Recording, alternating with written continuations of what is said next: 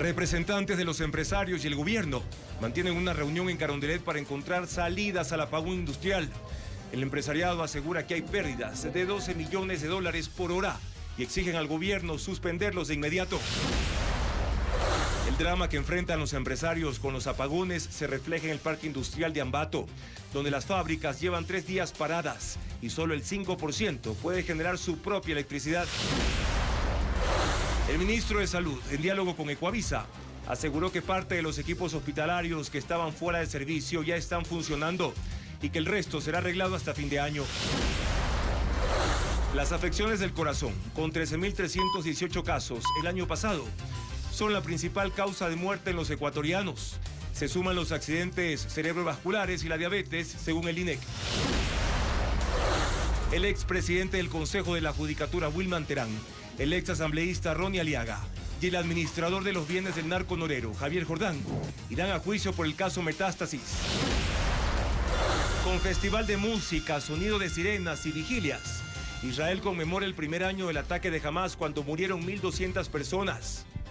El primer ministro Benjamín Netanyahu insiste en que la guerra no terminará hasta destruir a los terroristas. Los científicos estadounidenses Victor Ambros y Gary Ruvkun recibieron el Premio Nobel de Medicina por haber descubierto el microARN, que regula la actividad genética y ayuda a conocer cómo funcionan los órganos. En la primera entrega de un especial por las fiestas de Guayaquil, Televistazo explora cómo las colonias extranjeras han agregado sabores al paladar guayaco. Las industrias les bajan el breaker.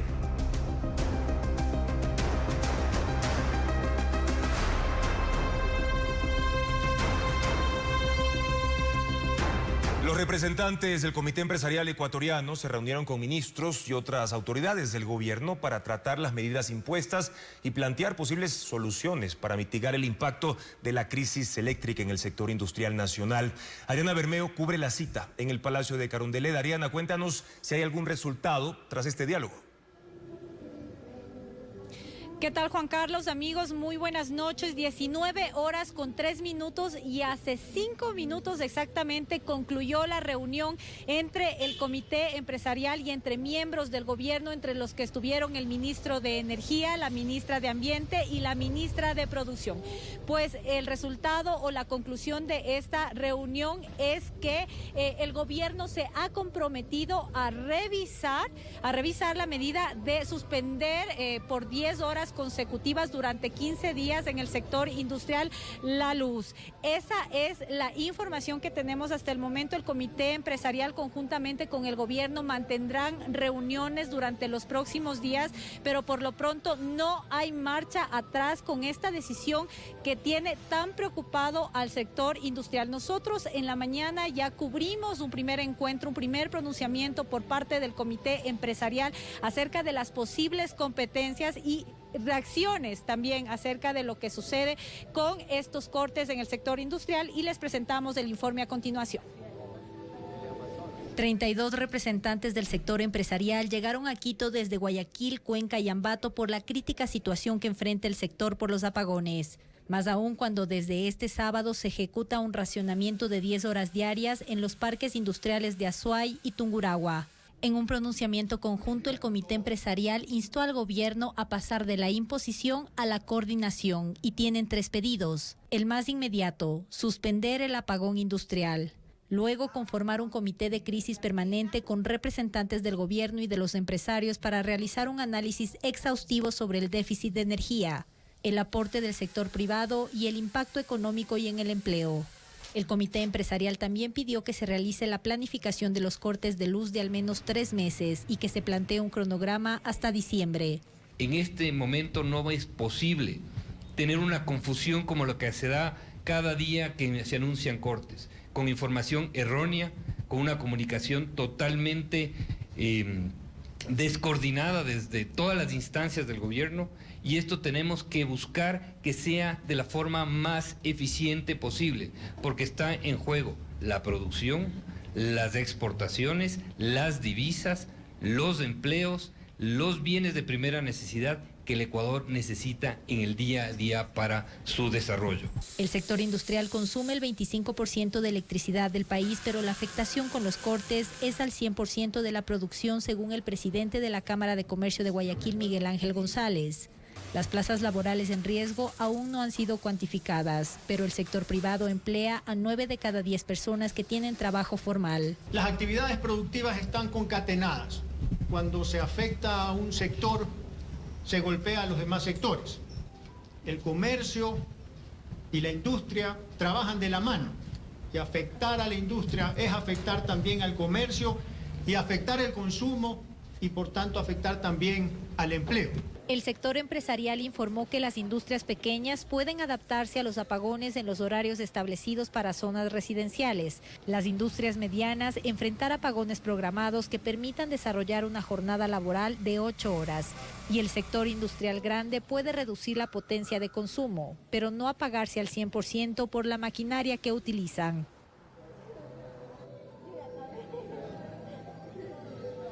Para que esta reunión se lleve a cabo, vinieron hasta Quito empresarios desde Guayaquil, Cuenca y Ambato e inició alrededor de las 16 horas con 30 minutos.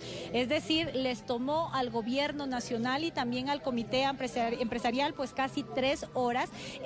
Lo que ellos llamaron un primer encuentro para lograr un consenso y que el gobierno pues revea esta decisión de suspender la luz en el sector industrial, que por lo pronto solamente se aplica en los parques industriales de Cuenca y también de la zona de Tungurahua. Se mostraron positivos en realidad quienes pertenecen a los gremios empresariales, a pesar de que no haya esta resolución definitiva que se esperaba. Era una reunión realmente de mucha expectativa porque se ha mencionado que hay pues un compromiso o se comprometen plazas laborales con estas decisiones gubernamentales y los apagones. María Paz Hervis, que es presidenta del Comité Empresarial Ecuatoriano, pues dio unas declaraciones al final de esta reunión. Escuchemos. En términos generales, la respuesta es que es positiva porque reconocemos la apertura del gobierno para dialogar con nosotros. Creemos que el llamado que hicimos de esta mañana ha dado sus frutos porque se ha instalado efectivamente este espacio de trabajo que nosotros propusimos. Se llama comité, le denominan, si no me equivoco, discúlpeme si me equivoco, mesas, no importa el nombre. Lo importante es institucionalizar un espacio de trabajo y el ofrecimiento de que van a revisar esta medida tan dramática de la paralización industrial en las próximas horas.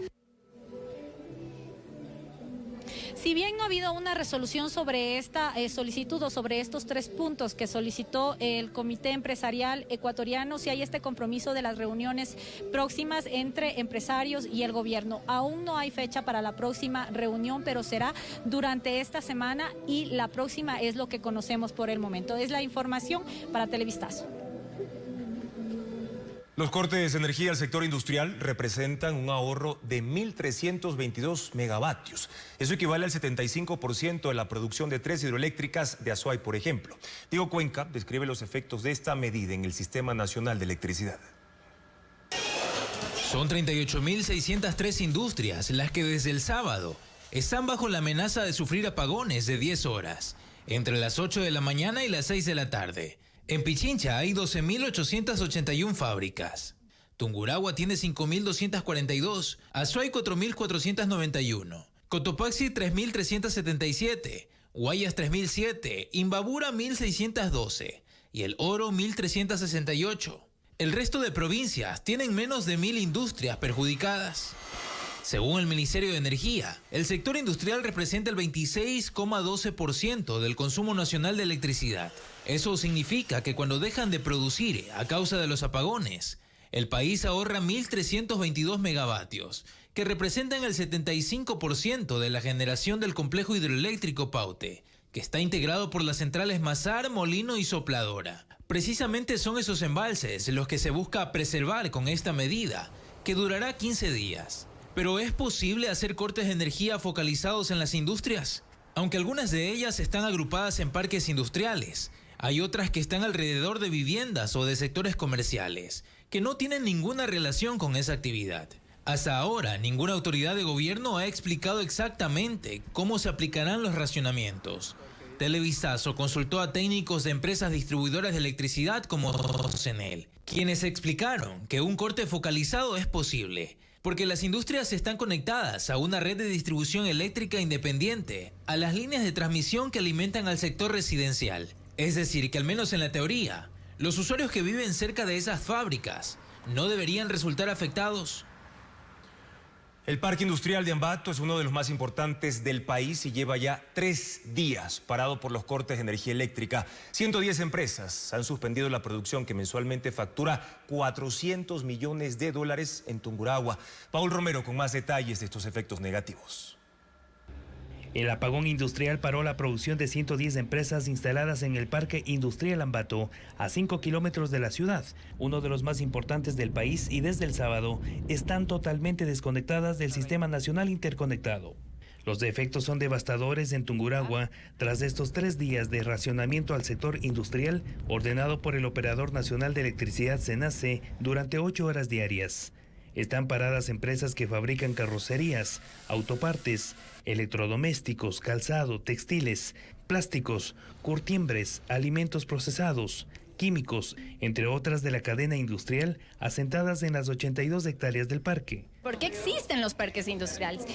Y justamente es para mejorar el desarrollo, para que las empresas estén en capacidad productiva, mejoren sus procesos, se acoplen a todas las mejores prácticas de la industria. Entonces, en ese sentido, yo creo que es un tema nefasto que haya sucedido algo de esto. La información del monto de las pérdidas por el corte de 8 horas diarias de electricidad aún no se ha dado porque están siendo evaluadas. Según la Cámara de Industrias y de Producción, existen 250 empresas en Tungurahua que facturan un promedio de $400 millones mensuales. Si los cortes se mantienen durante los 15 días ordenados por el gobierno, la facturación caerá a la mitad según los cálculos preliminares de los dirigentes empresariales. En las 110 empresas del Parque Industrial Ambato trabajan 3.500 personas que forzosamente han debido parar sus actividades. Estamos haciendo el mejor de los esfuerzos para tratar de mantener a todo el personal, pero obviamente tenemos que tomar las decisiones, obviamente también el bienestar de poder mantener un negocio, ¿no? De las 110 empresas, solamente el 5% tiene capacidad de autogeneración, pero de hasta 4 horas por día.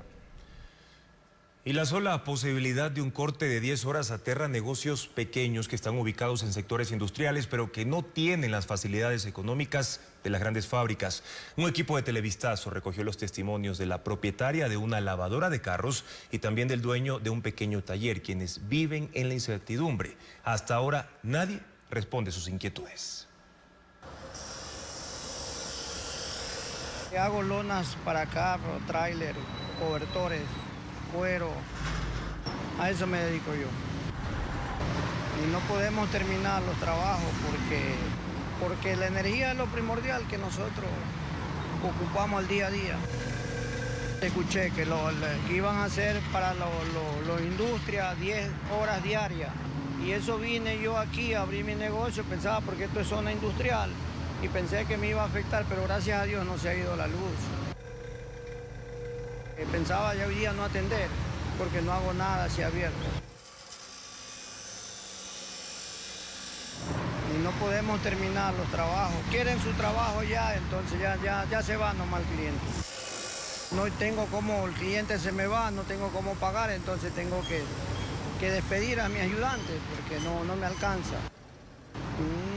Un generador es una opción, pero de verdad que yo pensaba que esto no se va a ir, va a ser un tiempo, pero estoy viendo que ya las empresas están poniendo su propio generador y no hay el dinero para hacer esa compra de un generador. O sea, tenemos un pequeño negocio de lavandería de carros. Estos cortes de luz, fatal. La máquina para lavar los carros, para la aspiradora, para aspirar. Si no se aspira, la gente no quiere. O sea, aquí todo funciona con energía. Sin energía no se hace nada, estamos de brazos cruzados.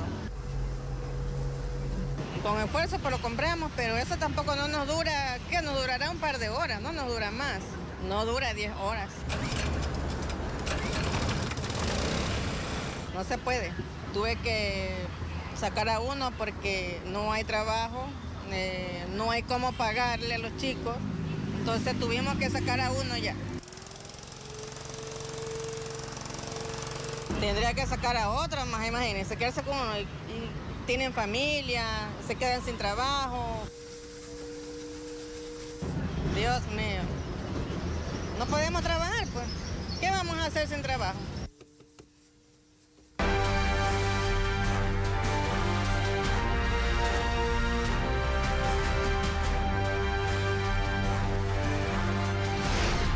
Medio Oriente, la guerra no declarada.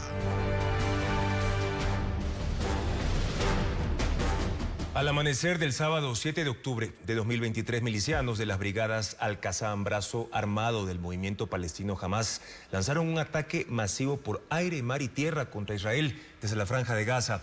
Incursionaron en territorio israelí, masacrando a 1.200 personas y secuestrando a 251. También lanzaron 5.000 cohetes e intentaron un desembarco. Las fuerzas israelíes tardaron en responder la amenaza, aunque según una investigación periodística ya conocían sobre los planes de Hamas.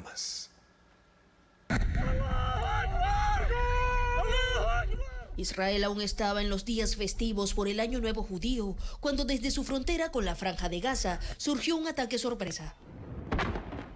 3.000 combatientes palestinos atacaron la valla fronteriza en 80 puntos.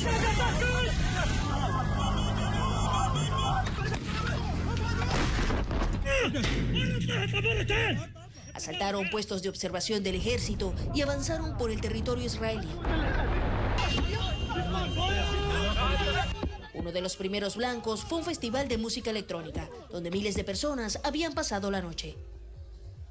Intentaron escapar, pero los milicianos llegaron en alas delta con motor, en camionetas y motocicletas, disparándole a todos. Lo mismo ocurrió en las comunidades conocidas como kibutz. Hombres armados forzaron las entradas, ingresaron a las zonas residenciales y abrieron fuego contra las viviendas. Quienes intentaron escapar recibieron disparos y las casas fueron incendiadas para acabar con los residentes que estaban ocultos en habitaciones seguras. Las vías también fueron bloqueadas mientras los milicianos masacraban a 1.200 personas y secuestraban a 251.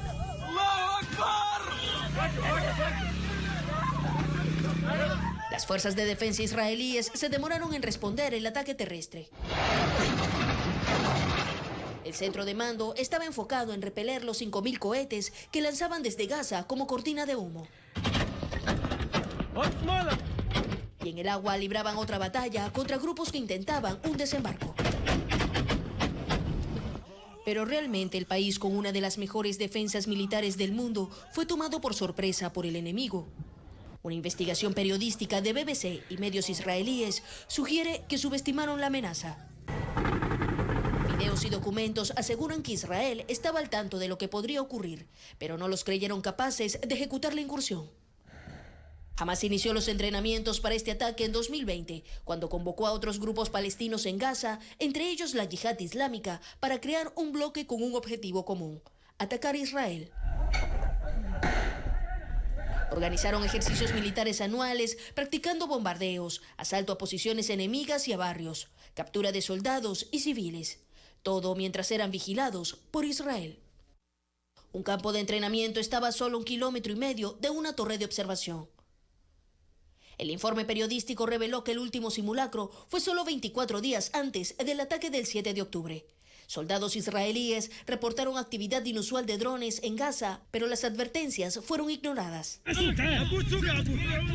Un año después de la peor masacre en Israel, el gobierno no ha dado respuestas sobre las fallas en la defensa. El ejército ha dicho que está centrado en eliminar la amenaza de la organización terrorista Hamas y que cualquier cuestionamiento sobre lo ocurrido el 7 de octubre de 2023 se examinará en una etapa posterior. Mañana, en una nueva entrega de esta serie, veremos cómo la respuesta israelí se centra desde hace un año en la Franja de Gaza, donde vive la mayor parte de ciudadanos palestinos. En ese territorio, de hecho, el grado de destrucción es enorme y ha desatado también una crisis humanitaria. Y un año después del ataque terrorista, las comunidades judías conocidas como kibutz, que fueron destruidas por milicianos de Hamas, aún conservan las huellas de ese trágico episodio. Hay barrios en los que 1 de cada 4 residentes fueron asesinados y muchos tomados como rehenes. Pedro Jiménez con el detalle. Este es el Kibutz Be'eri, ubicado en el extremo occidental de Israel, a menos de 1 kilómetro en la frontera con la Franja de Gaza. Sobrevivientes del ataque del 7 de octubre dicen que la herida que dejó el asalto terrorista está lejos de sanar. El periodista Matthew Chance de CNN recorre el sitio y narra cómo casi todas las casas en la ruta fueron invadidas y destruidas por las milicias Al-Qassam del grupo Hamas, los residentes asesinados y otros secuestrados. Ese granjero muestra lo que solía ser una casa familiar cuyos miembros fueron masacrados. Quedan agujeros de bala y marcas de los incendios provocados esa mañana. El Kibutz Be'eri perdió más de 100 personas en los ataques del 7 de octubre. Otros 10 residentes se encuentran entre los rehenes. Y para la gente que se fue, no es fácil imaginar regresar y sentirse seguros otra vez. Gran parte de los miembros de la comunidad ahora están dispersos. Viven en residencias temporales en el pueblo israelí de Hatzarim. Pero hay al menos 100 que están dispuestos a regresar y reconstruir. Reconstruir sus vidas, reconstruir las casas, reconstruir el kibutz, dice este hombre. Ayelet Hakim dice que lo que ocurrió ahí fue muy fuerte, que tuvo que escapar al ver cómo su familia fue asesinada. Es un trauma vivir en una casa donde terroristas feroces invadieron, estar encerrada en mi habitación durante horas sin saber lo que estaba pasando. Aún así, dice que el Kibutz Be'eri es su hogar, que es ahí donde quiere vivir, pero sabe, como otros, que después de tanta muerte y destrucción, nunca será lo mismo.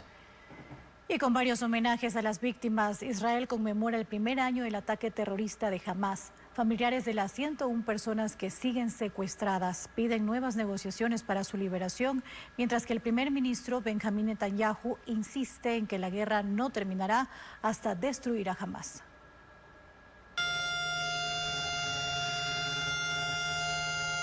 El sonido de una sirena rompió el silencio cerca de la casa del primer ministro israelí Benjamín Netanyahu en Tel Aviv, por la conmemoración del primer aniversario del ataque terrorista perpetrado por Hamas, que dejó más de 1.200 fallecidos y 250 secuestrados.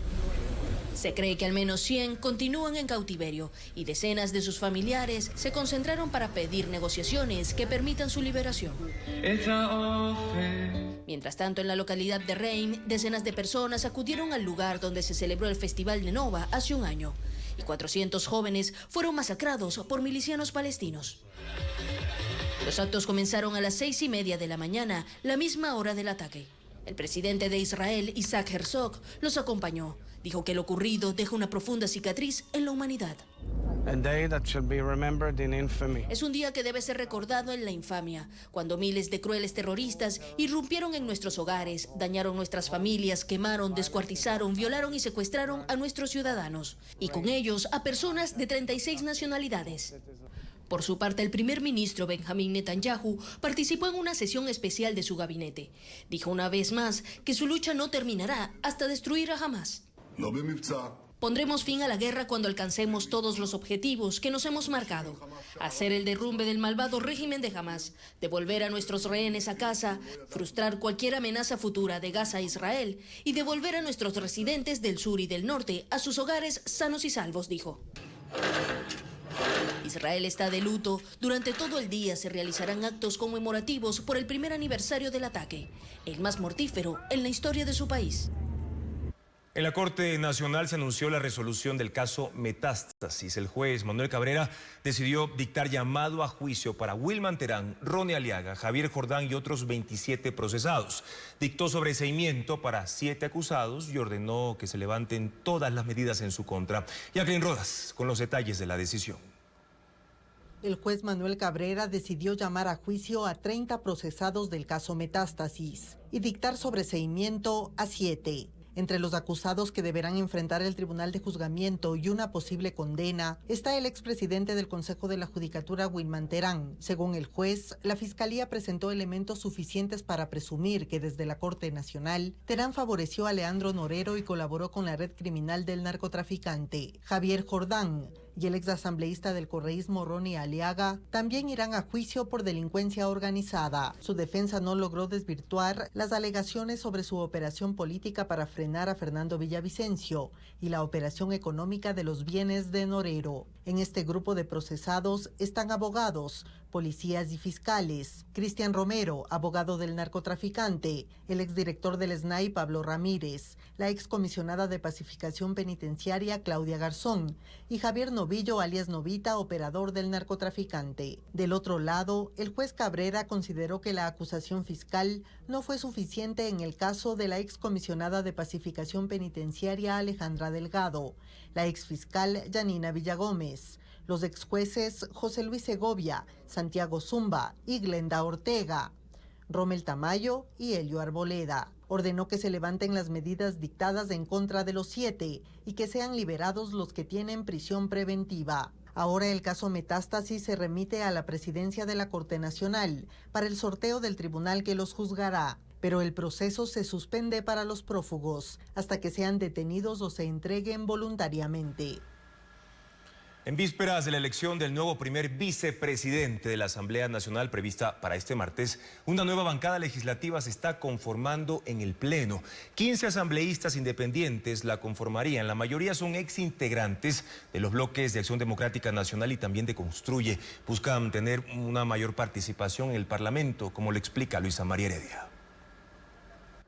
Para este martes a las 8 de la mañana está prevista la sesión legislativa que elegirá al nuevo primer vicepresidente de la Asamblea. El Partido Social Cristiano está enfocado en recuperar ese espacio en la cúpula del Pleno, que perdió con la renuncia de Henry Kronfle para candidatizarse a la presidencia. El mocionado será Otto Vera, quien tiene asegurados 67 de los 70 votos que necesita. Cuenta con el respaldo del bloque más grande de la Asamblea, el de la Revolución Ciudadana, que tiene 48 curules, y de la tercera bancada más grande a la que pertenece Vera, la de las 6 y aliados, con 19 integrantes. El segundo bloque en tamaño es el oficialismo, que tiene 33 miembros. Aunque en Acción Democrática Nacional habían considerado la posibilidad de que Egner Recalde renuncie a la segunda vicepresidencia para mocionarlo a la primera, desistieron. Prefirieron enfocarse en buscar la gobernabilidad del país. En las últimas horas han sostenido reuniones con el correísmo, que ahora con Viviana Veloz en la presidencia de la Asamblea tiene el control del Pleno. Quieren llegar a acuerdos que les permitan agilizar el trabajo de las comisiones para multiplicar la producción legislativa en los meses que quedan antes de las elecciones. Pero una segunda opción para ocupar la primera vicepresidencia podría salir de la conformación de una nueva bancada legislativa. Se trata de una coalición entre legisladores independientes que está en formación. Cuenta con 15 integrantes, lo que la sitúa como la cuarta fuerza de la Asamblea, encima del bloque de Construye, que actualmente tiene 14 legisladores, y propondrá al asambleísta Gabriel Bedón para la primera vicepresidencia. El nuevo bloque que reúne asambleístas que buscan tener más actuación en el Pleno y que salieron de ADN, como Jonathan Parra, que sería el mocionado a primer vicepresidente, María Fernanda Jiménez, Celestino Huizum y Arturo Moreno, o que llegaron al Pleno por la alianza Construye Gente Buena, como Juan Carlos Rosero, María Mercedes Serps, Andrea Rivadeneira y María Teresa Pasquel. El resto son legisladores electos por Suma, Avanza, Sociedad Patriótica, entre otros.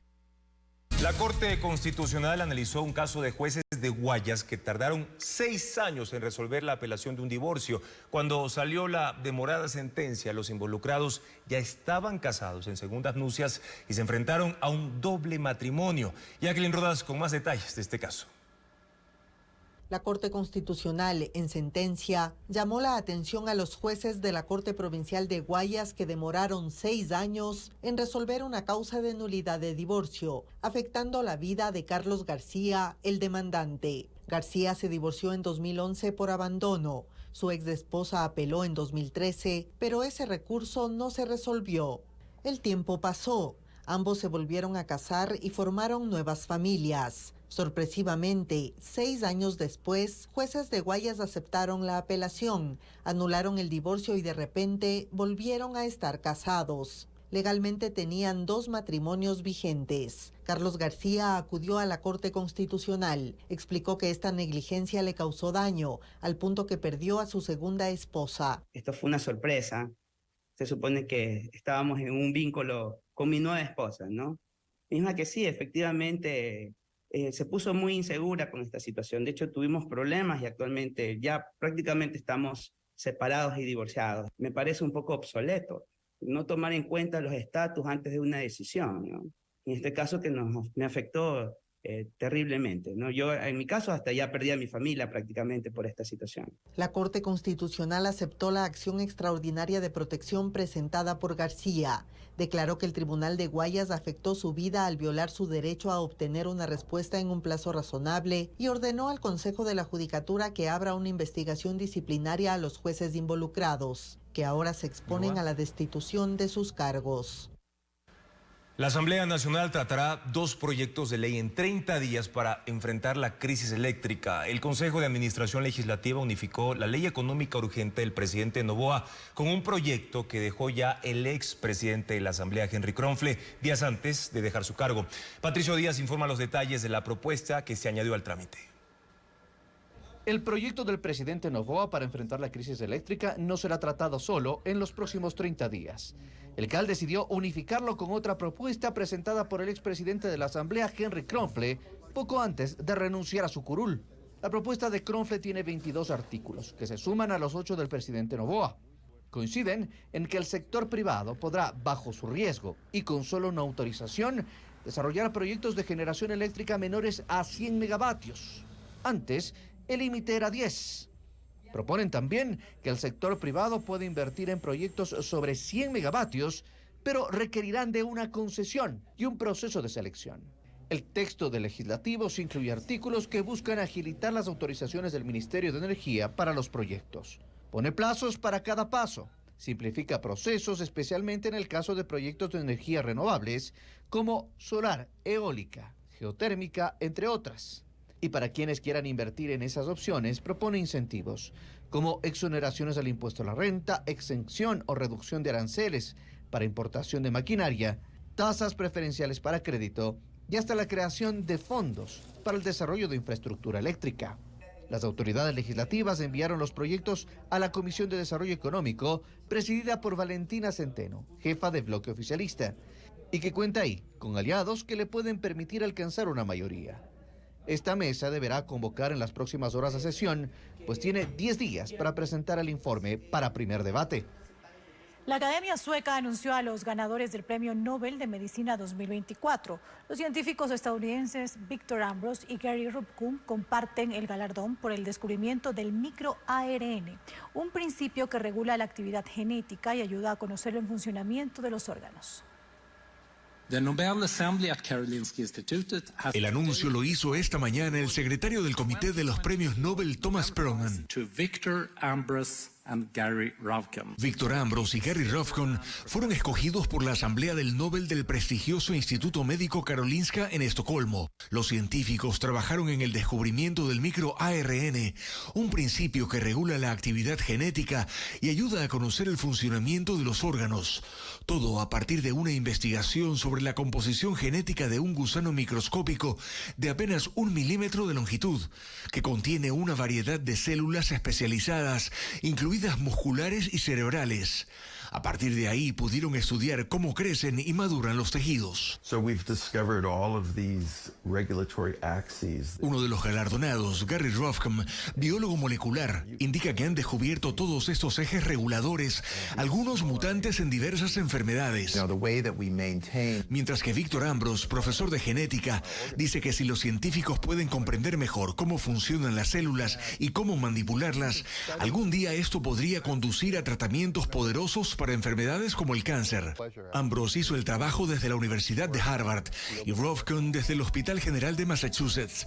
Han trabajado juntos por más de 20 años y han compartido ya 6 premios científicos desde el año 2005. Y en Estados Unidos, la Florida se alista para la llegada del huracán Milton, que se desplaza por el Golfo de México con vientos de 250 kilómetros por hora. Imágenes tomadas desde la Estación Espacial Internacional muestran la magnitud de este huracán que tocará tierra en la costa occidental del estado en la tarde y noche del miércoles. Florida ha sido declarada en emergencia y se ha ordenado evacuar el área de la bahía de Tampa.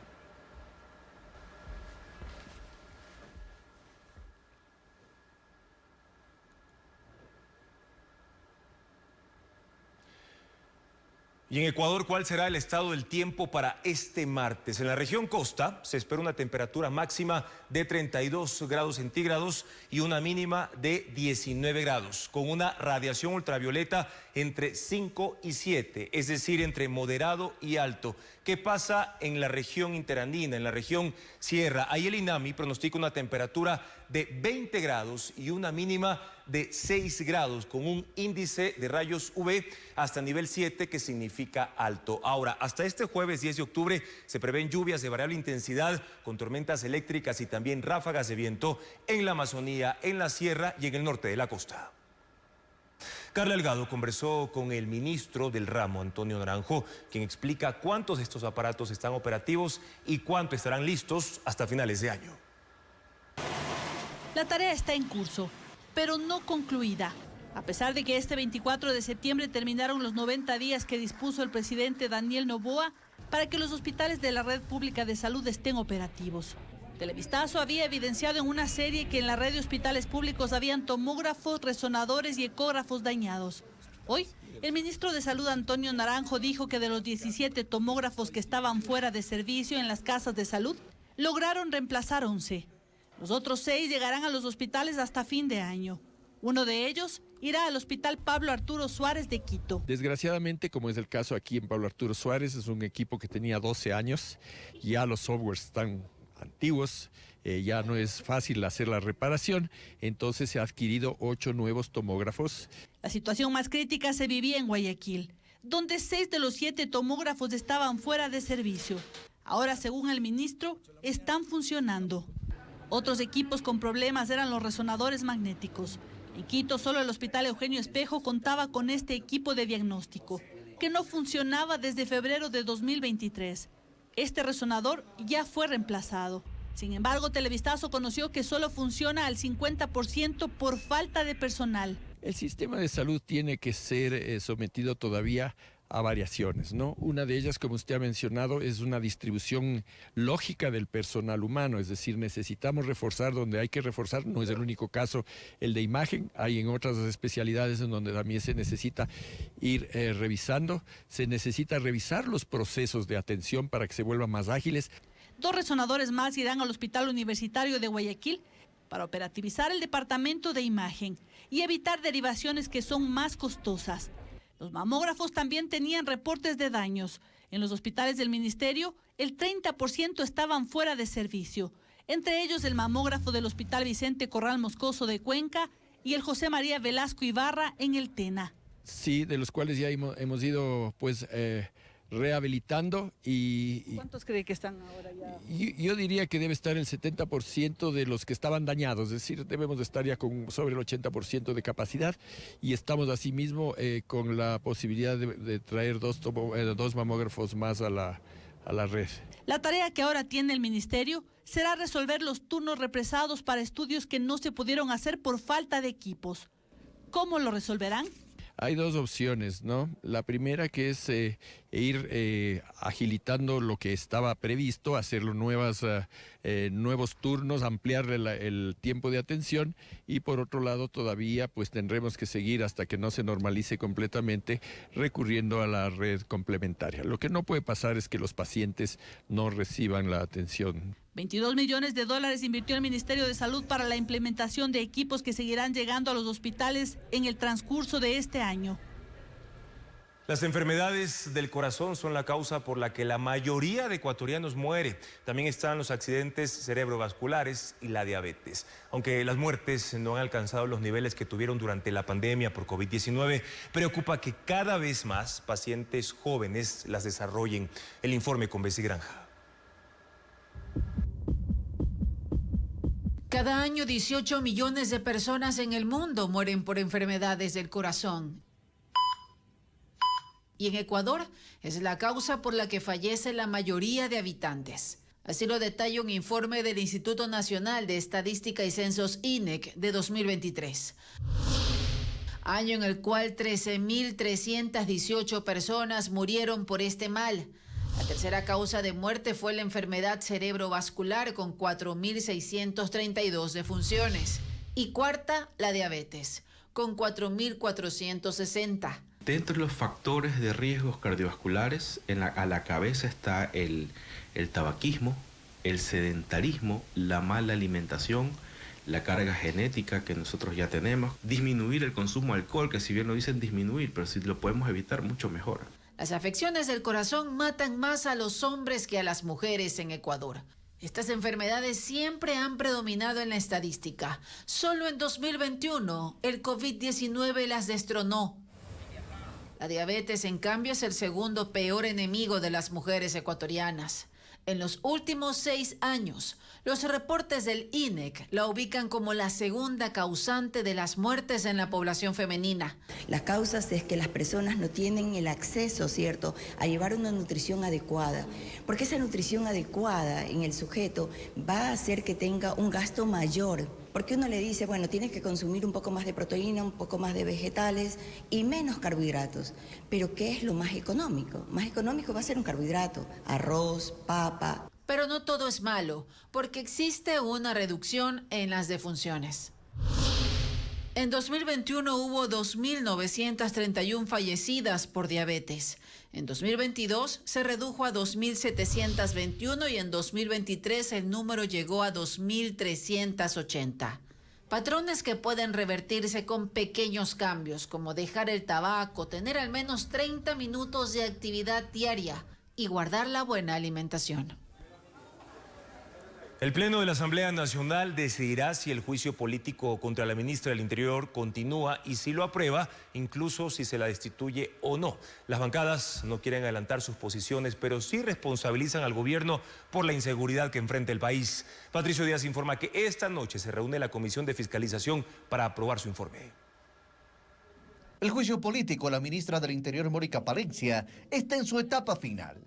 Las únicas bancadas que tienen sus posturas definidas son el correísmo a favor de la destitución y el oficialismo en contra. El resto prefieren tomar las cosas con cautela. Construye dice que dependerá de las causales que justifiquen los interpelantes.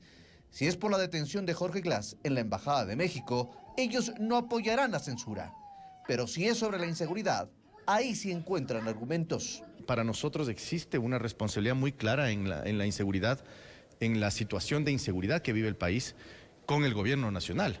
Ahora habrá que ver si es que las pruebas tienen esa contundencia y esa claridad. En la nueva bancada de independientes que quieren consolidarse con al menos 15 legisladores, coinciden con Construye. En el tema de Jorge Glass, jamás podemos estar en contra de los más altos intereses nacionales. Ahí estamos clarísimos. En el resto de temas habrá que ver los argumentos de lado y lado. En el Partido Social Cristiano prefieren no adelantar una postura. Apoyan el juicio político, pero esperarán para decidirse por la censura o no. He visto en los últimos días la posición de la ministra, déjenme ir a la comisión, déjenme hacerlo presencialmente, déjenme exponer lo que quiero decirles. Me parece muy bien aquello, entonces podría ser una circunstancia bastante interesante, escucharla también en el Pleno. Esta noche, la Comisión de Fiscalización decidirá si aprueba un informe que recomiende que el juicio político continúe ante los 137 legisladores directamente, o un informe de posturas que los obliga a votar si deben seguir el juicio o si se archiva. Hemos revisado el informe y no creemos que está bien expuesto. Lamentablemente creemos que solamente son generalidades. Para una destitución de la ministra del Interior se requieren 92 votos. El correísmo necesitará del respaldo social cristiano y de Construye para conseguirlos, algo que por ahora no tiene asegurado.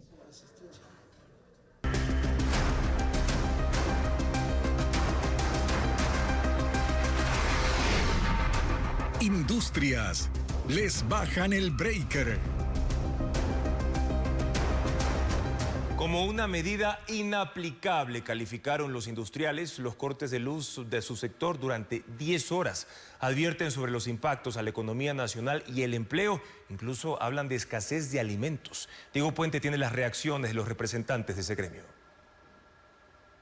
Como un apagón industrial, bautizaron los empresarios la medida del gobierno de suspender el servicio eléctrico a su sector durante 10 horas por día y esto durante 15 días. La última y la razón por la cual les hemos convocado el día de hoy fue precisamente esa incomprensible e inaplicable, inconsulta decisión que nos enteramos el día sábado por distintas redes sociales en que separaría al sector industrial del país. Para ellos, esta solución afectará directamente a la industria, la generación de empleo y la economía nacional. En su última estimación, el sector señala que cuando las fábricas son obligadas a parar, se pierden $12 millones cada hora. En la lista de impactos, los empresarios dijeron que los apagones de 10 horas generarán escasez de alimentos y de otros productos básicos porque se interrumpe la cadena productiva. Pusieron como ejemplo el sector de la alimentación. Ustedes saben que la industria láctea comienza con el ordeño. Este ordeño normalmente son en las madrugadas, pero esa leche no va a poder ser recolectada ni procesada por la industria. En una rueda de prensa, la presidenta del Comité Empresarial Ecuatoriano, que agrupa 153 gremios productivos, dijo desconocer los motivos por los que el gobierno desconectó al sector industrial. No tenemos idea. O sea, creo que de hecho esa también es la angustia que estamos trasladando esta mañana aquí. No sabemos por qué el parque industrial fue el elegido. No entienden cómo las empresas distribuidoras de energía harán los cortes, ya que en la mayoría de ciudades las fábricas están en zonas residenciales. En 2 ciudades que tienen parques industriales consolidados, sí se cumplieron con las desconexiones desde el sábado. Algunos empresarios fueron alertados a las 14 horas de los apagones que iniciaron 1 hora después. El domingo y este lunes, los cortes ya se cumplieron en su real dimensión, desde las 8 de la mañana hasta las 10 de la noche. Al momento se conoce que 130 fábricas de Ambato y 135 de Cuenca, que están en parques industriales, son las afectadas. Y el sector privado genera 7.000 megavatios de electricidad para el autoconsumo. Las hidroeléctricas privadas aportan con el 80% al Sistema Nacional Interconectado. Paul Romero explica que existen 55 pequeñas centrales a escala nacional por parte del sector empresarial. La autogeneración de electricidad del sector privado no abastece la demanda de las empresas. Es decir, que una parte de ellas, cuyo porcentaje está en revisión, tendrán que parar las actividades productivas. Según la Federación Nacional de Cámaras de Industriales del Ecuador, desde este lunes la capacidad de generación térmica de las empresas es de 150 megavatios hora, 50% menos de la capacidad de generación que según el gobierno pueden aportar. Ese es nuestro catastro energético. Sin embargo, el gobierno ha mencionado en varias ocasiones que llegaría a 300. Tenemos también ahí algunos desafíos en poder abastecernos de diésel, los mecanismos de compensación. El sector privado aporta con 55 pequeñas centrales hidroeléctricas a escala nacional. Genera así el 8% del total de generación hidroeléctrica, que es de 5.438 megavatios del Sistema Nacional Interconectado. La producción de energía renovable privada entre fotovoltaica, eólica y de biomasa suma 2.218 megavatios.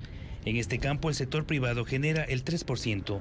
Si se suman energía hidroeléctrica, termoeléctrica y la no renovable, el sector privado aporta aproximadamente el 15% de la demanda nacional. En este registro no consta la generación eléctrica de pequeñas empresas o negocios que encienden sus generadores durante 8 horas al día para no parar la producción. Tampoco consta el ahorro de energía que posiblemente se está dando tras la exención de impuestos decretado por el gobierno a las importaciones de generadores. Mientras tanto, el gremio de distribuidores de combustible denuncian que hay desabastecimiento de diésel desde la semana pasada. Entre las provincias afectadas están Chimborazo, Pastaza y también Tungurahua. Diego Cuenca explica las razones, entre ellas el incremento de la demanda de ese combustible precisamente para encender generadores eléctricos en medio de los apagones. El desabastecimiento de diésel empezó la semana pasada en las 56 estaciones de servicio, en los cantones de Chimborazo. Así lo confirmó el presidente de la Cámara de Producción de esa provincia. Vamos viernes, sábado, domingo y el día de hoy, lunes, que no hemos tenido despacho de combustible. Según la Cámara Nacional de Distribuidores de Derivados de Petróleo, el 73% del diésel que hay en el país es importado. Y Petroecuador les informó que el barco que trae ese combustible tuvo un retraso. El despacho para los tanqueros está represado en la terminal El Beaterio, que está en Quito. En Pastaza, las 9 estaciones de servicio también denuncian que tienen poco diésel. La gasolinera del sindicato de choferes de esa provincia cada mes recibe 95.000 galones. pero esta vez recibieron menos combustible. Y a la semana pasada nos redujeron 6.000 galones de diésel. El día de hoy lunes nos han reducido a un viaje 3.000 galones nada más de diésel. Entonces ya son 9.000 galones en 2 semanas. El desabastecimiento se agrava en medio de la crisis energética, debido a que las termoeléctricas consumen más diésel, porque operan con su máxima capacidad. En agosto del año pasado, consumieron 366.000 barriles, y para este año incrementó a 893.000. Ese combustible destinado para el sector automotriz también tuvo un incremento del 1.7%. Si tomamos en cuenta que se comercializan como 1.000 millones de galones de diésel al año, pues sí termina siendo un valor que sí puede ser importante, ¿no? Más o menos en un mes 20 millones de incremento de galones, ¿no? Se suma la demanda de ese combustible por los apagones de 10 horas que soporta el sector industrial y necesita comprar diésel para encender sus generadores. Televistazo solicitó información a Petroecuador. La institución anunció que emitirá un comunicado para explicar el problema. Cuenca se transforma para recibir a la Cumbre Iberoamericana de Jefas y Jefes de Estado y de Gobierno que se celebrará en noviembre. En el Museo de Pumapungo, sede del evento, se llevan a cabo intensas obras de remodelación para albergar las 1.000 delegaciones que llegarán de América y también del continente europeo. Desde este mes ya han empezado a llegar delegaciones de España para constatar los avances en medio de un estricto hermetismo. Con el Museo de Pumapungo en plena renovación, Cuenca se alista para convertirse en el epicentro de la política en 38 días. La ciudad será anfitriona de la Cumbre Iberoamericana de Jefes de Estado. Este museo, que alberga gran parte de la riqueza arqueológica ecuatoriana y fue inaugurado en 1980, es remodelado para recibir a 1.000 delegaciones de América y Europa. Cuadrillas de obreros trabajan diario durante 12 horas consecutivas, pintando, haciendo instalaciones eléctricas, poniendo cámaras de seguridad, levantando paredes, cielo raso y haciendo obras de gasfitería. Los objetivos son mejorar la estética y garantizar una funcionalidad óptima en seguridad y monitoreo. Hacer un esfuerzo inmenso para generar los mejores espacios que estén dignos y acordes a la magnitud del evento, a la escala del evento, que Cuenca pueda lucirse, que el Ecuador pueda lucirse. En el edificio, una planta será destinada a la sesión plenaria de los jefes de Estado, conferencias ministeriales, foros y encuentros. La segunda albergará los equipos de logística y seguridad, mientras que la tercera será destinada a la prensa y visitas al museo. En el subsuelo se ubicarán las salas de comunicación. Se tiene previsto hasta el 30 de octubre y posiblemente hasta, digamos, alargando un poco las fechas, hasta el 7 de noviembre. Prácticamente estaríamos en obras y ha terminado todo. Los trabajos también se han extendido al Teatro Pumapungo, donde se llevará a cabo la inauguración de la cumbre el 14 de noviembre. En el exterior del complejo arqueológico también se realizan mejoras, específicamente en el área donde el municipio de Cuenca ofrecerá una cena para las delegaciones. Sumando prácticamente todos los esfuerzos que hemos hecho, llegarán a unos $250.000 aproximadamente. Desde inicios de octubre, delegaciones de España, Portugal y República Dominicana han llegado para verificar los avances en las obras de readecuación y seguridad, todo bajo un estricto hermetismo.